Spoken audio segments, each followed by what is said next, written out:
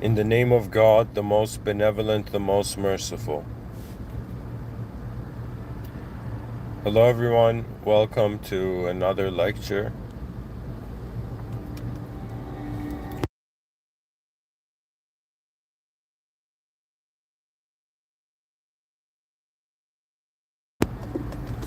I find myself fascinated in this moment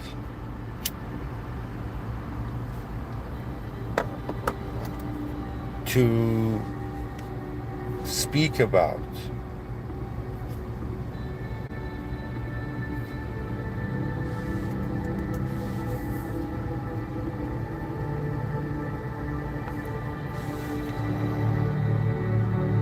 the true nature of human intelligence and how we are unknown beings that have this current era's known awareness. And so for this lecture,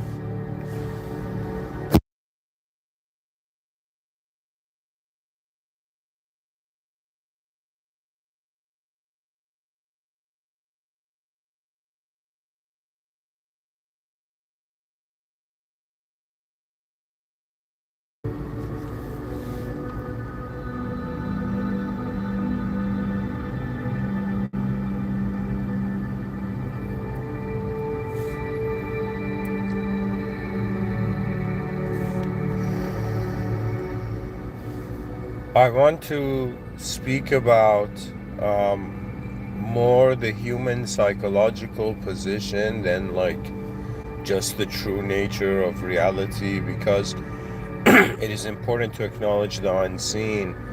Before starting this lecture, I was doing research and I pretty much wrote a prompt. My membership for ChatGPT is finished, so I have access to the basic ChatGPT.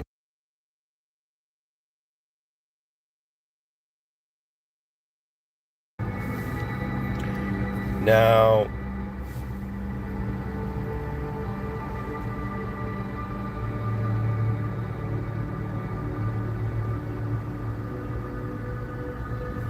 I've asked it to kind of explain this, okay? And in the title of this episode is from something I wrote, like I think what year I wrote, and truly wonder what do we do as unknown beings that even though have this current era's known awareness, like. So anyways, what I'm saying is I'm gonna read the research component and then I'm gonna dive into it. Because this is a very deep idea, and when I begin speaking about it, I can't cut it off and go into the research, so I'm going to read the research first. So I asked AI to give an academic answer and a most advanced answer, and because I am Muslim and I believe this world has a system admin beyond this world rule.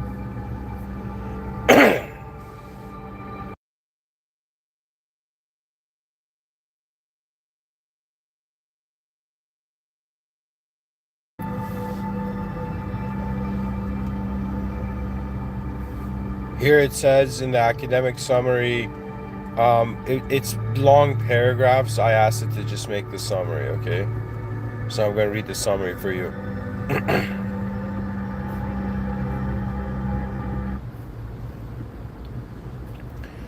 We live in, so this is the academic summary. We live inside, in quotations, a known world, which is basically the mental model our brains and societies create so we can survive and cooperate.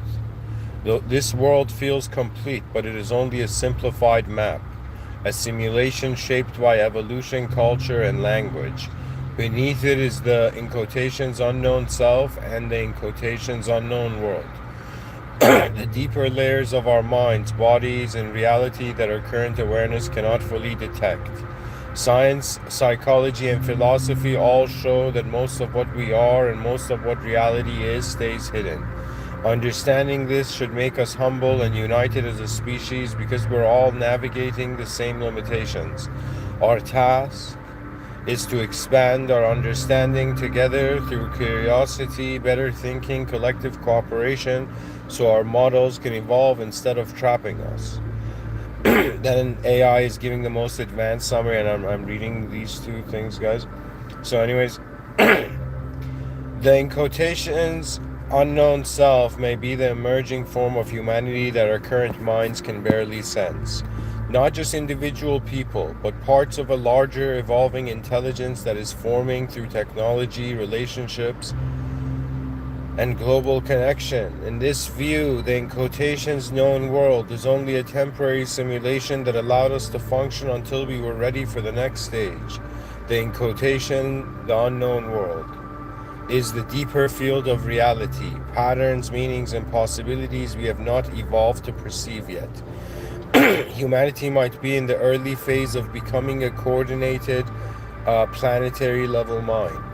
To move toward this future, we must unite, increase awareness, and cultivate compassion and collective wisdom, because the next evolutionary step depends not on biology, but on how well we connect and evolve together. That's why I said it's the evolution of language. You know, it's the era of advanced communication.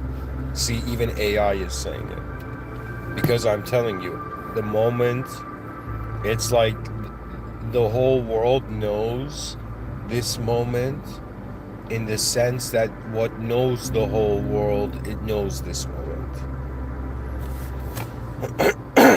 Anyways, then I asked it, okay, now what is the most advanced view seen by a Muslim?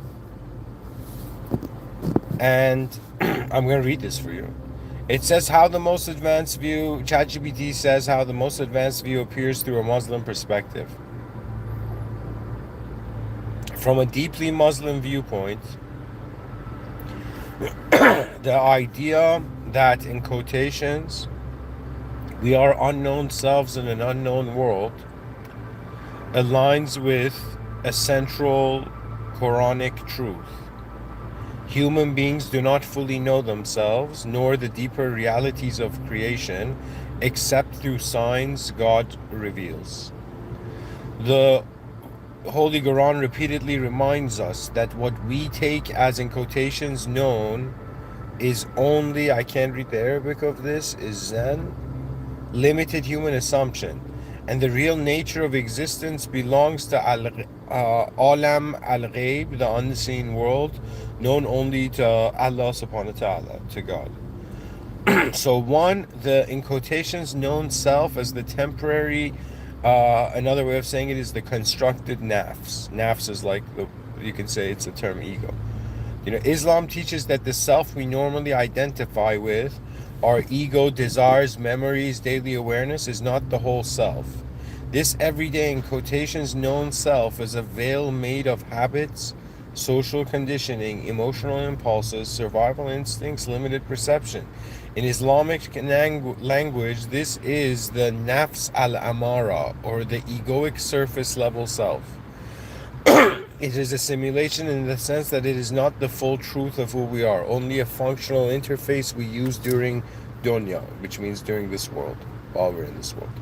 Two, in quotations, unknown self as the ruh, which means soul, and the divine mystery. The deeper, in quotations, unknown self corresponds to the ruh, the divine element breathed into Adam. Allah subhanahu wa ta'ala says, Bismillah ar-Rahman ar-Rahim, in the Holy Quran 1785, they ask you about the ruh. Say the ruh is of the command of my Lord, and you have been given but little knowledge. This is exactly the concept you're expressing. The true self is unknown, beyond comprehension, and only a tiny portion of it is revealed to us in this world. The ruh is not bound by the psychological, in quotations, simulation of the dunya. It belongs to the unseen realm, Alam al-Mar, Alamar, not the created order that our senses perceive. Three, the, in quotations, unknown world as the layers of reality God created but we do not perceive. Islam teaches multiple worlds. I can't pronounce these correctly, guys. Forgive me. I'm not capable of pronouncing these with correct Arabic pronunciation, but I was raised in Iran and I can somehow make out the letters, but I don't know. So the visible world, Alam al-Shahadat, The unseen realm, alam al-ghayb. So is in Islamic, so when you see a Muslim, they're acknowledging, it's like they're considering these angles to reality, okay? So alam al-shahadat, the visible world. Alam al-ghayb, the unseen realm. Oh my God, I don't know how to pronounce this. Allahu al-mahfuz, the realm of divine knowledge. The interworld barrier, al-barzakh. In Tibetan Buddhism, they call this the bardo. Then you have the spiritual cosmos, Alam al-Malakut. Then you have the realms of divine power, Alam al-Jabrut. We only perceive one thin layer. So the in quotations known world truly is a limited simulation, and the in quotations unknown world is the vast spiritually real universe God has concealed out of wisdom. 4. Humanity uniting as a species seen as part of God's sunnah in history.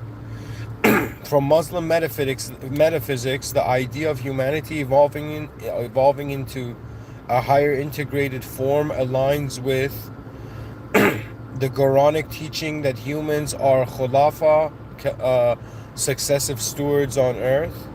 Khalifa is another way I think it's pronounced, successive stewards on earth. 2. The prophetic teaching that the ummah is like one body.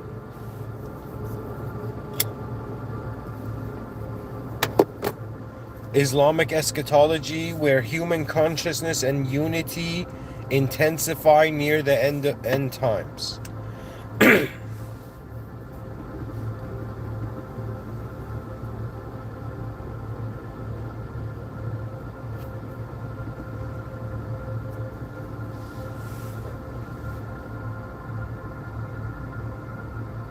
The next, in quotations, evolutionary step from this perspective is not biological, it is spiritual maturation. A greater capacity for compassion, justice, humility, and awareness of the divine. 5.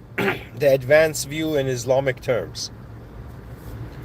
A Muslim would interpret your advanced idea like this: human beings currently live inside a limited egoic simulation shaped by dunya, the world. Beneath it lies the true self, the ruh, the soul, which belongs to the unseen. Reality is far vaster than what our senses register, and God intentionally hides it so we may grow, seek, and choose. Humanity's future evolution is not about becoming gods, but becoming more conscious servants. Here it says, Abad Allah, who recognize both the limits of the known and the infinite depth of the unknown. That means God has not just created a known reality. The known reality extends into the unknown reality, the unseen that only God knows. 6. The purpose. In Islam, the purpose of this entire process is to wake up from illusion, to purify the nafs, to prepare the ruh for meeting Allah subhanahu wa ta'ala, and to build a just, united human family on earth. This is the highest unfolding of the ideal you're describing.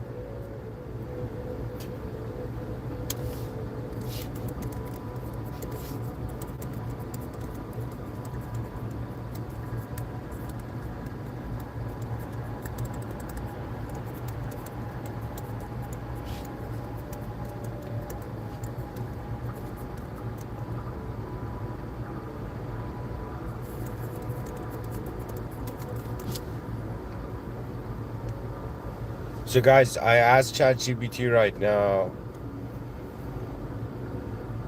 in the most advanced possible human civilization, what would their purpose be? The most advanced possible human civilization, its true purpose. ChatGPT says, if humanity ever reaches its highest possible form, not just technologically, but cognitively, spiritually, ethically, and cosmically, its purpose would no longer be survival, comfort, wealth, or achievement. Those are early stage evolutionary tasks. The final purpose of an advanced civilization becomes something fundamentally different. One, to realize reality itself, not just interact with it.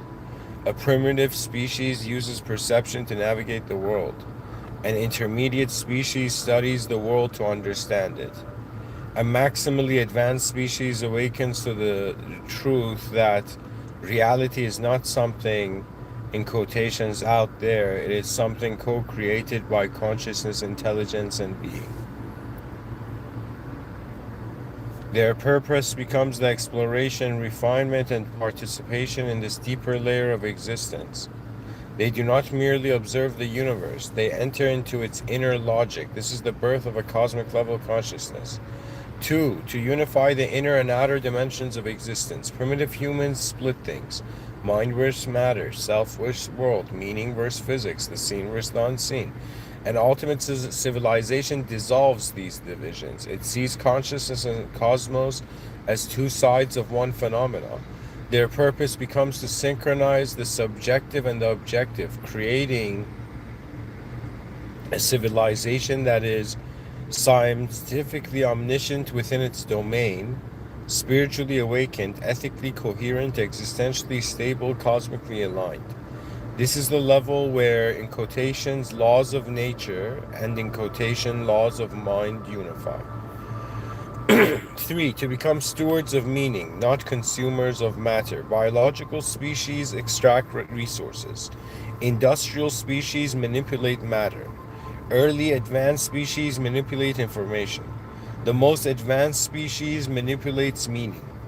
Their purpose becomes to evolve consciousness, cultivate wisdom, refine being, generate order, uplift lesser minds, guide reality toward greater coherence.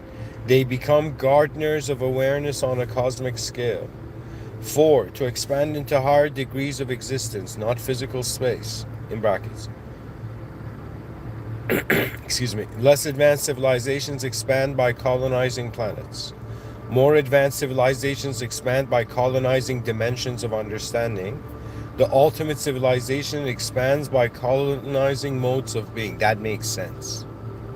Their purpose becomes movement into higher cognition, deeper introspection, more powerful unities, more complex realities, more subtle dimensions of existence. In simple terms, their frontier is no longer space, it is consciousness. Guys, exactly. Do you know what this means?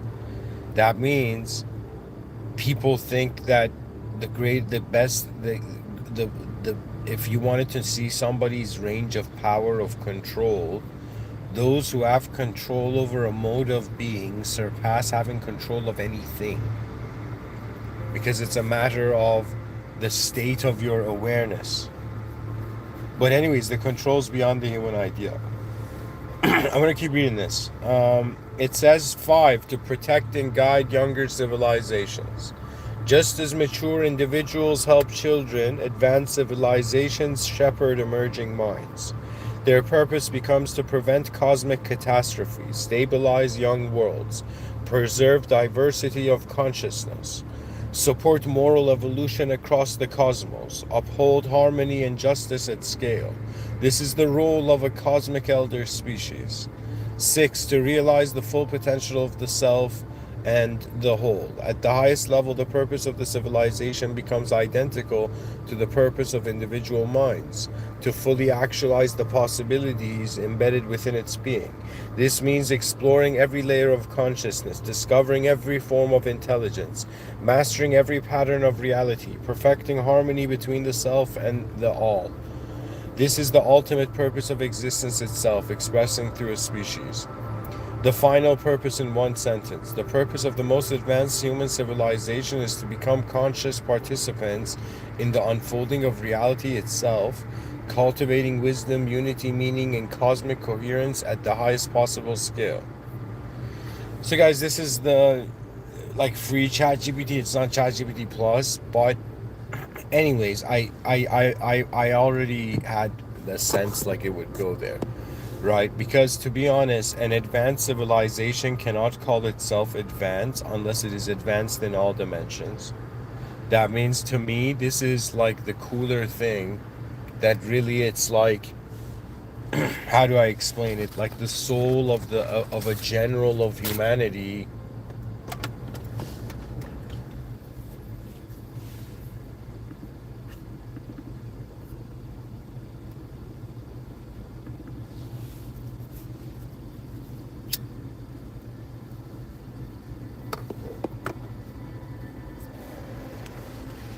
What can I say?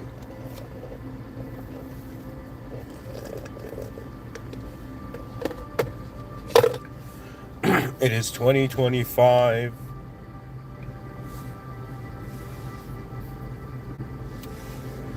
And I'm talking about unknown beings that have this current era's known awareness, as if I'm that dude in history who is looking at the species and being like, hey, human species, for how long are we gonna play in this theater of a known self in a known world when knowledge was simulated in a massive unknown context of being? And so in reality, it's fascinating because when it comes to what we know, it's different than our ancestors, but the experience of the unknown is the same. So to contact the unknown means to, in some sense, find yourself in a moment where the meaning is not complete. Like, this is a unique way of looking at moments where, like, what percentage of the moment, not percentage, but like how much of the moment is completed.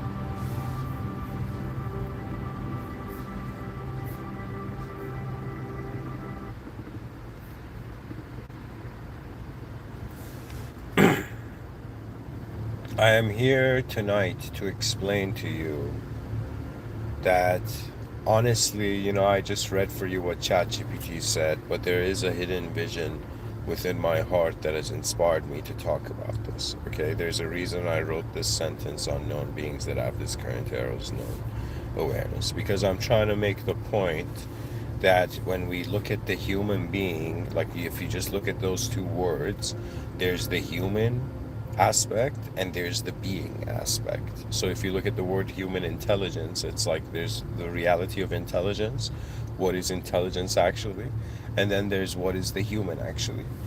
And I'm saying that the intelligence of the human being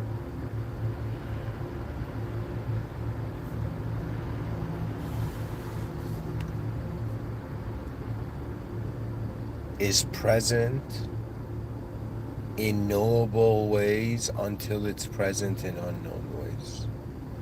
To me, it's kind of strange, like when it comes to objects, I can separate. I can say, like, all right, this is my body and that's the world. My body is separate from the world.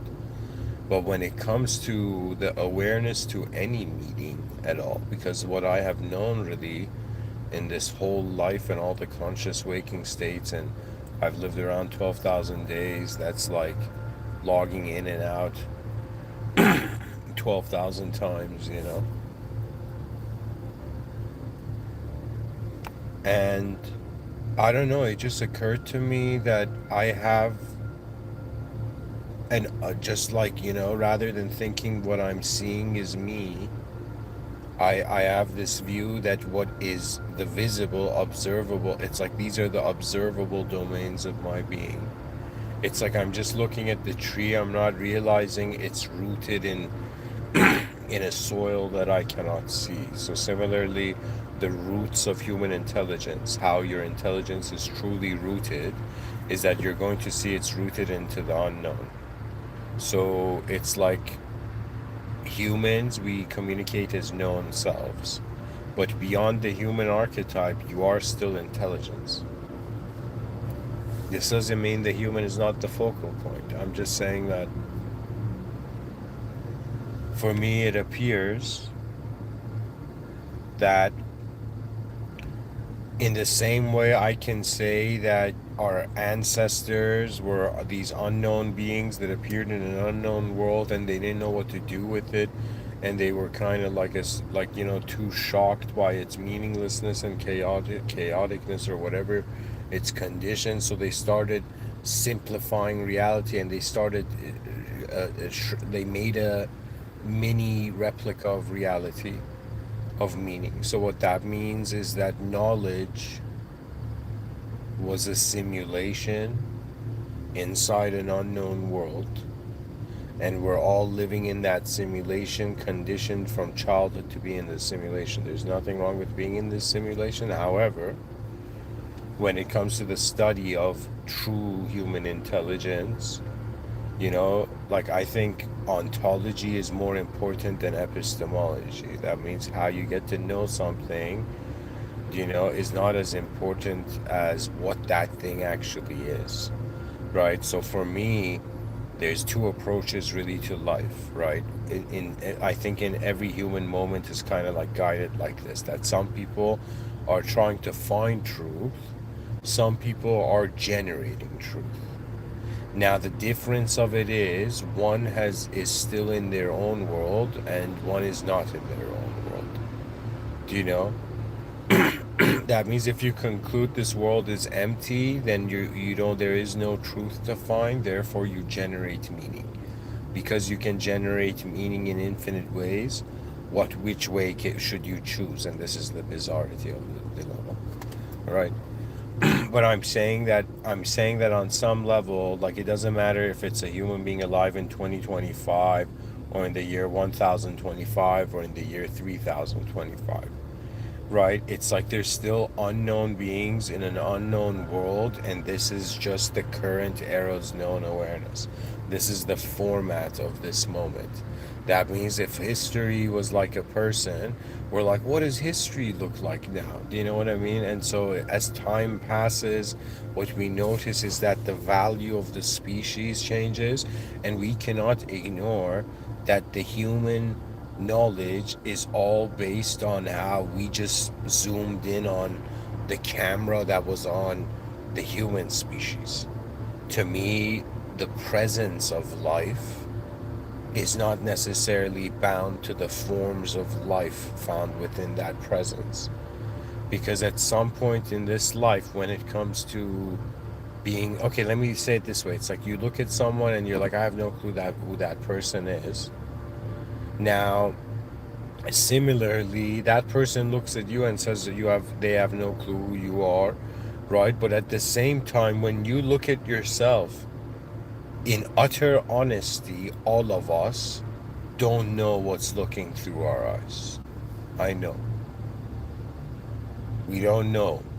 Because intelligence is the expression of a field. That means to me, I feel the soul is like, how do I explain it? But the way I think the intelligence here is working is that space is being regulated by awareness. Awareness is a zone of information exchange. And on some level, what being human means is discovering a unique existential position. That means it doesn't matter where I would be born, or what I would look like. I'm in the human species position, because you see, it's all about micro consideration or macro consideration. For me, I have understood that when the concept can't grow, like can't advance, you must advance the context. Or when the context can't advance, wonder about repositioning the concepts, right? Because to me, all the purpose of knowledge is to just gracefully remind man that what happens is not just based on man's interpretation. So I would say that I just like how somebody travels to a city, right? We are right now in the city of human consciousness, where if humans are at a certain state of brain consciousness, right? At a certain physiological state of consciousness, they can identify as an individual and opt into the story of the world. But reality is much deeper than this, because everybody in actuality is living an unknown life. And because they have eyes nobody else has, and because they have a view of reality that nobody else has, like that's the burden of being unique. Because you see, it doesn't matter if we were all clones. Like I've thought about this very deeply. If you wanted to know what the psychology of a world of clones would look like we are blessed. God was merciful, and it's like, all right, you guys are gonna have different DNA, different code for each soul, but different biological, different objective and subjective code for each soul. However, if we were actually the same clone, like the same person, but occupying different, like if we were 8 billion of the same being, rather than 8 billion different beings of the same species.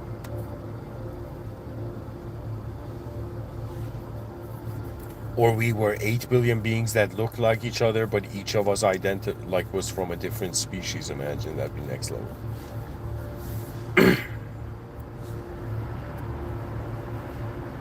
I'm saying we've reached that point in human history where we cannot ignore the unknown.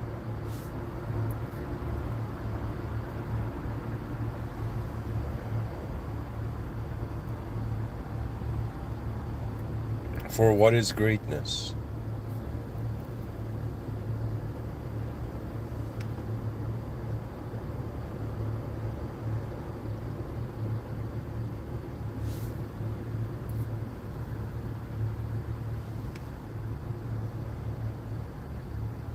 The unknown potential of a known life.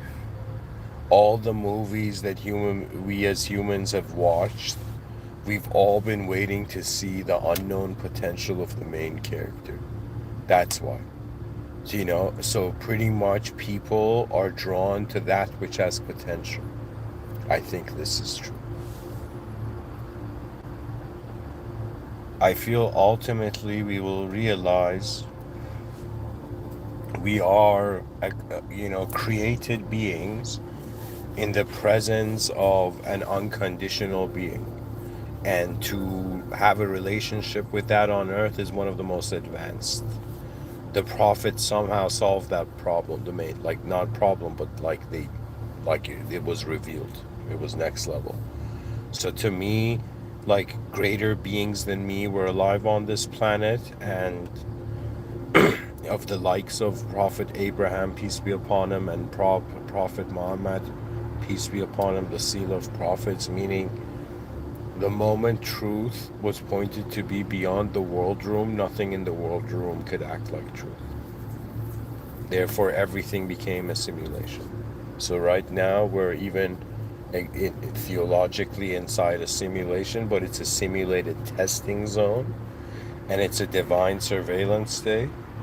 And if you really want to know what is looking through your eyes, think of it this way: what is in what sight is the whole moment? That means true insight is realizing what is insight actually, and what is insight is the divine command of a position of value. It is now time for the most advanced efforts of the human species.